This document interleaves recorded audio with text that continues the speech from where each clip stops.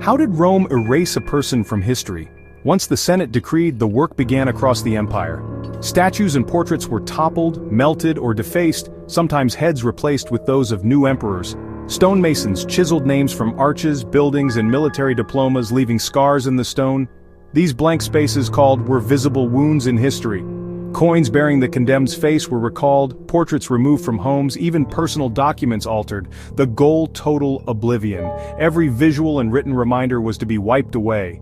It was a campaign of state-sanctioned vandalism, creating a historical vacuum. The erasure was both physical and symbolic, a public ritual of purification. Yet, the scars left behind often spoke louder than the names they replaced. The process revealed the power and the futility of trying to control memory. Oblivion, it turned out, was never complete. The chisel and hammer were the tools of Rome's war on memory. Picture a stonemason, high on a scaffold, carefully erasing a name from a triumphal arch. Each strike chips away at a legacy once meant to last forever. This was not mob violence, but the precise labor of craftsmen, ordered by the state. Only the condemned name was to be removed, surrounding honors left intact.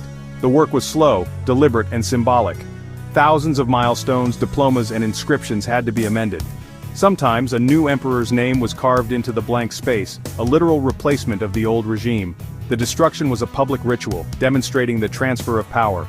People saw statues come down, names vanish, eras end. The chisel and hammer became instruments of political theater. They performed a ritual of purification, promising a fresh start. Yet the scars they left behind became part of the story. The act of erasure was as much about spectacle as about forgetting. In Rome, even destruction was a performance for the ages. The tools of oblivion became tools of memory. For Romans was a fate worse than death. Death was not the end. Immortality came through reputation and remembrance. The condemned lost not just life but the hope of being remembered by descendants. Their names erased, their spirits were denied peace, cut off from family rituals. They became restless ghosts, doomed to wander in oblivion. This was a spiritual catastrophe, a second, permanent death. The threat of condemnation terrified the powerful. It meant a life's ambition reduced to a void, a lesson in failure. To be unremembered was the ultimate punishment. The condemned became warnings, their existence a scar in history. Memory was the heart of Roman identity.